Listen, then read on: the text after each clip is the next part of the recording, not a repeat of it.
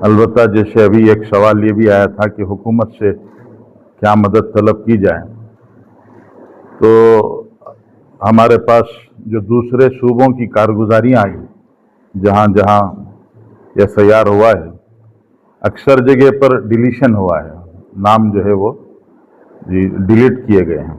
लेकिन केरला की कारगुजारी हमारे पास आई कि केरला में डिलीशन की जगह पर एडिशन हुआ है, तकरीबन 3 लाख नाम वहाँ मज़ीद शामिल किए गए।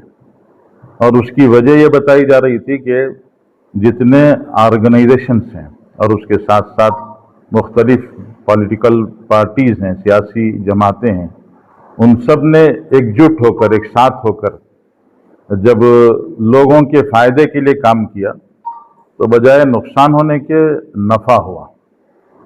तो अगर हमारी यहाँ की जो हुकूमत है वो हुकूमत भी पूरे तरीके से साथ दे, और एक बहुत अहम मसला है जिसकी तरफ हमारे साथियों ने इशारा भी दिया और बताया भी कि चूँकि हमारी यहाँ की सरकारी ज़ुबान कन्नड़ा है और नाम कन्नड़ में लिखे जाते हैं, फिर उसका ट्रांसलेशन इंग्लिश में किया जाता है, तो नामों में बड़ा फ़र्क रह जाता है।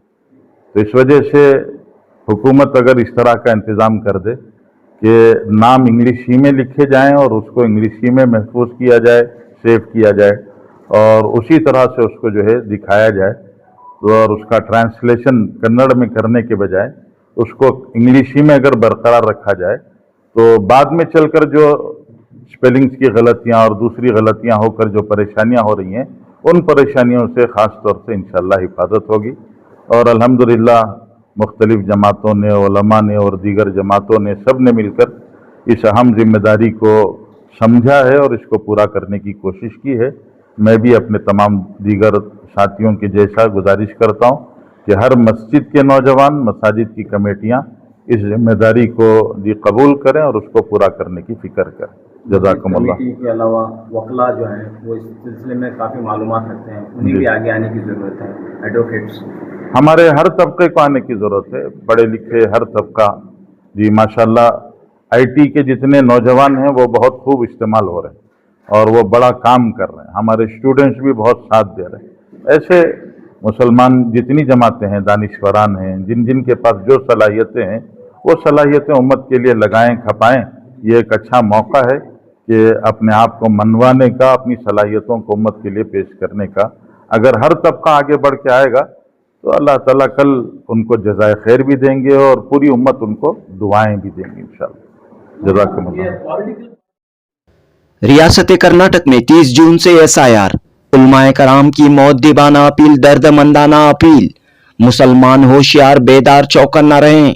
एसआईआर के सिलसिले में गफलत न बरतें, लापरवाही न बरतें, वरना शहरियत खतरे में रह जाएगी, सिटीजनशिप खतरे में पड़ जाएगी।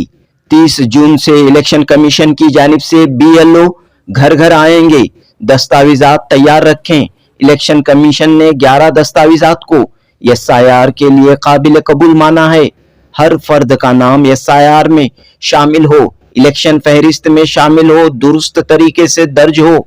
इसके लिए घर वाले, मोहल्ले वाले और मसाजिद कमेटियां फिक्र करें। हर मस्जिद में एसआईआर के लिए हेल्प डेस्क बनाया जाए। हर मस्जिद में एसआईआर के सिलसिले में बेदारी और मालूमाती प्रोग्राम मुनअक़द किए जाएं।